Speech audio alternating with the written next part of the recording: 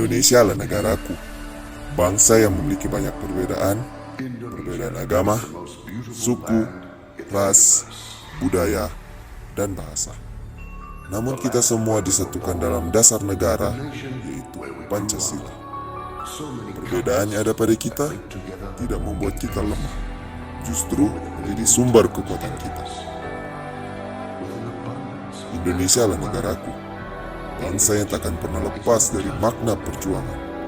Diperjuangkan dan dipertahankan mati-matian oleh para pahlawan sehingga kita bisa mencapai kemerdekaan. Kata Soekarno, Indonesia merdeka bukan tujuan akhir kita. Indonesia merdeka hanya syarat untuk mencapai kebahagiaan dan kemakmuran rakyat. Tapi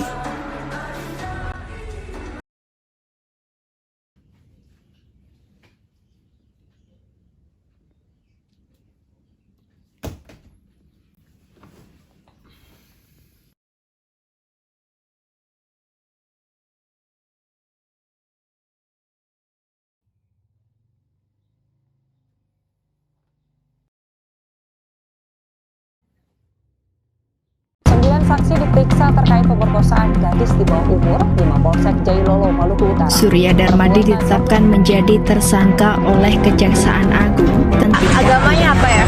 Aku non-muslim. Sebagai rasa toleransi aja. Tersangka penganiayaan seorang perempuan STB yang Polisi menangkap paksa Syukri Zen, anggota DPRD Kota Palembang dan Partai Gerindra di rumahnya di Pasar Rusia.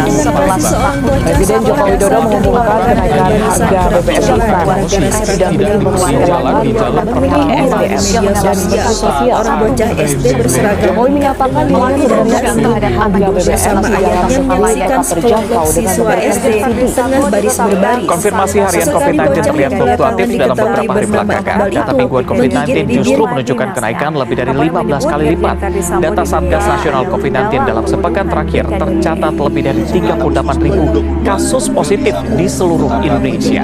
Sementara pada awal Juni, jumlah kasus positif mingguan hanya sekitar 2.000 kasus. Perintah kepada Baradae untuk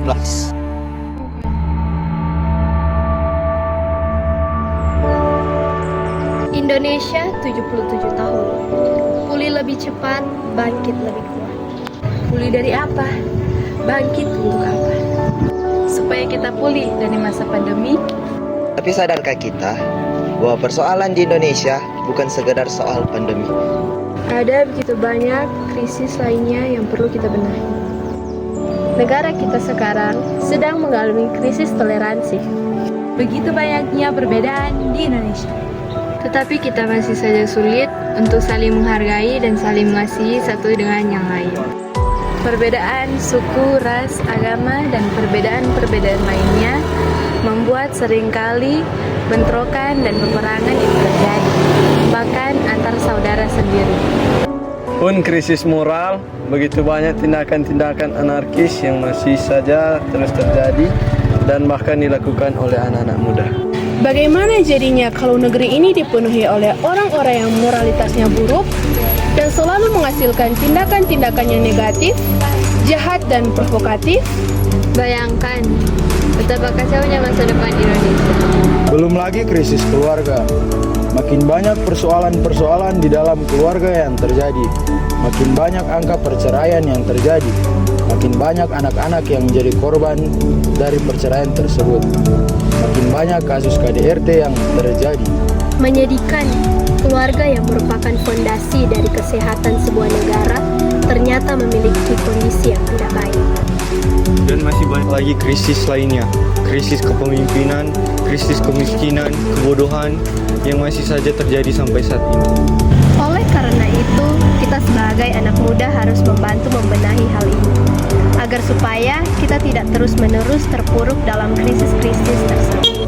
Mari kita bangkit menjadi negara yang kuat, yang lebih maju, lebih makmur, lebih damai, dan juga lebih sejahtera. Negara yang mengerti tujuan hidupnya, negara yang menghargai setiap hal yang ada di dalamnya, dan negara yang mampu berkarya untuk meraih masa depan yang lebih baik lagi. Saya Indonesia, bersatu kita teguh, bercerai kita runtuh. Merah putih warnaku sampai akhir hidupku. Karena kita adalah bangsa yang tak pernah saling meninggalkan. Kebersamaan dan persatuan akan selalu menjadi kekuatan kita untuk pulih lebih cepat, bangkit lebih kuat. Merdeka!